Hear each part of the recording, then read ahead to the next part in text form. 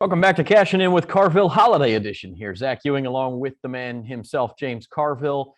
A couple of days before Christmas, we'll start with a festive question. James, what is the best holiday tradition in the Carville household?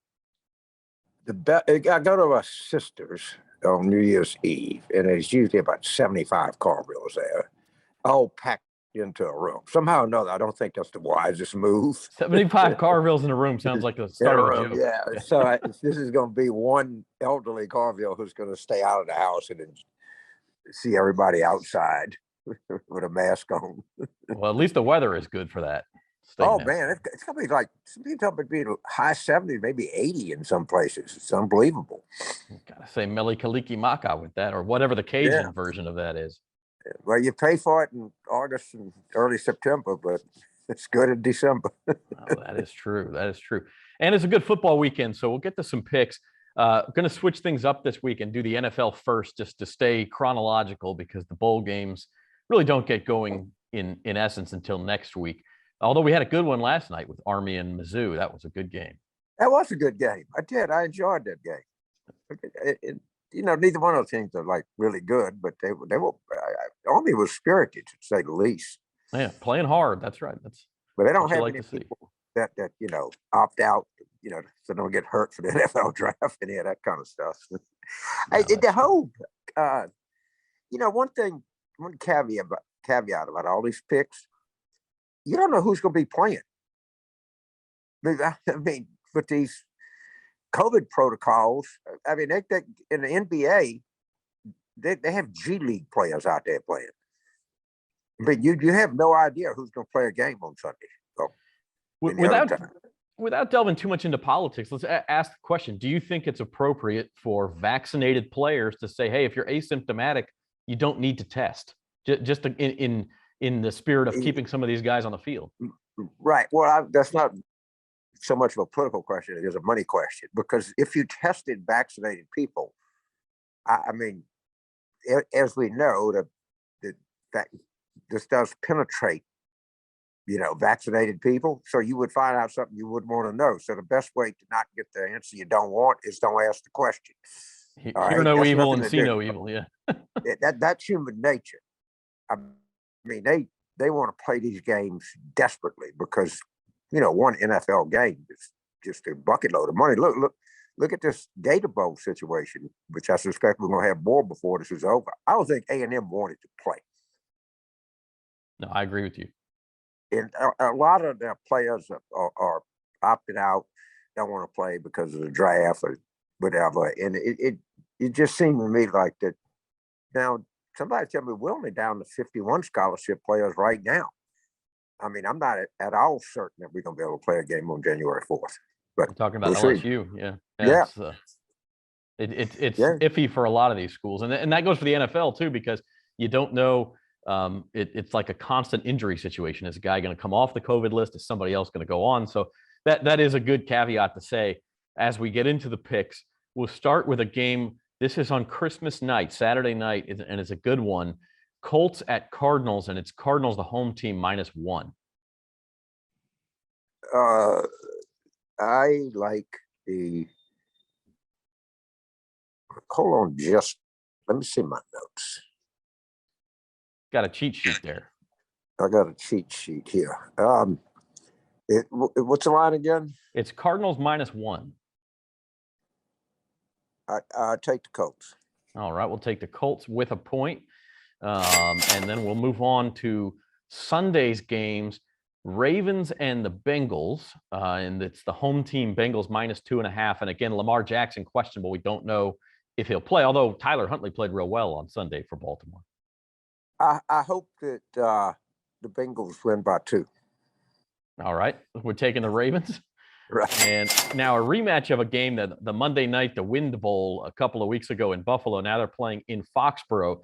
Bills at Patriots, and it's the Patriots favored by 2.5. I like the Bills.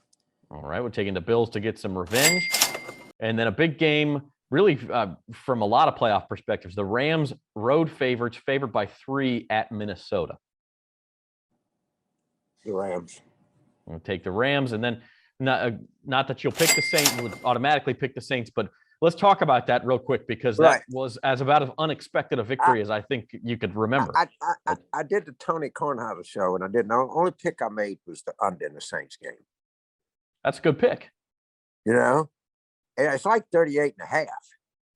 But man, that defense has found its stride. I don't know if, I'm not saying we got any kind of an offense, but that game Sunday against Tampa Bay, that was one of the best defensive games.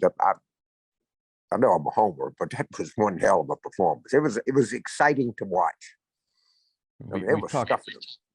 We've talked about this on our shows, but the Saints have been fully healthy on defense for 2 games. It was the Packers and this last Bucs game, and look what they've done.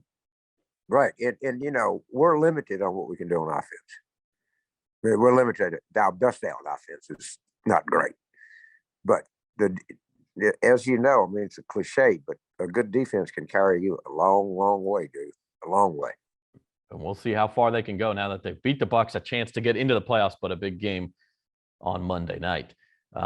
Moving on to some of the bowl games. These are all Tuesday bowl games. Next Tuesday, some SEC teams getting into action. Auburn playing in Birmingham, and they are 2.5-point favorites against the University of Houston. I like Houston. It's based on the fact that a big-time SEC program is just not that excited about playing in this game. Mm-hmm. Where Houston, just time and time again, you see these big-time programs get in the bowl game against a non-Power 5 team, and they just don't have the motivation. And, they all gonna be home and in Ham, and they all, not that far off the ball, but I think Houston will be significantly more hungry for this game. All right, so we'll take Houston plus 2.5. Later that day, this is a great storyline, of course. Mississippi State and Coach Mike Leach playing his old team. This is the Liberty Bowl in Memphis, playing his old team, Texas Tech. Mississippi State giving up a lot of points, though, here, 9.5. And I don't know, are they baiting you? Well, I'm going to take the bait. I'm going to beat Mississippi State. I don't know. They're baiting me to vote the other way. But Mississippi State is pretty good. And he's going to unleash many passes in the Liberty Bowl. All right. And Texas Tech with an interim coach. So that'll be interesting to see how they hold up against that. And then late night Tuesday out on the West Coast, the Holiday Bowl in San Diego at Petco Park, actually. It's UCLA, and they are getting a point against North Carolina State. North Carolina State. They'll be excited about going out there. UCLA beat us at the start. They expected a better season than they had. I just think North Carolina State is going to be more gassed up in that game. All right, so we'll take NC State -1. Any lanyap you're looking at this week, or looking ahead to more college bowls? No, I don't have any. I'm really looking forward to some of these college bowls. But actually, Sugar Bowl is a pretty good game this year. I'm really looking forward to seeing that game. Ole Miss and Baylor, and we'll be picking that one next week. Yeah, we got the college playoffs coming up. I mean, if they decided what they're going to do, opponent for Wake Forest in the Gator Bowl yet? The last I heard, it was Rutgers had accepted the chance to go play down there. Rutgers? 5-7 Rutgers. The game has to go on. The TV contracts that are signed, all right, they're things. I don't care what, you got to play that game.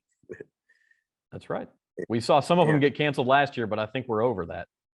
They're going to do everything they can not to do it. But they cancel a lot of basketball games right now. The way this thing is replicating, I wouldn't be surprised at anything, to tell you the truth, Zach. Right. I wouldn't be surprised at anything. Let's hope that it's short and not too many people are affected by it more than need to be. So I hope so. Well, Merry Christmas to you. Merry Christmas, James, to you and yours, and we'll see you next week. You bet. Thanks.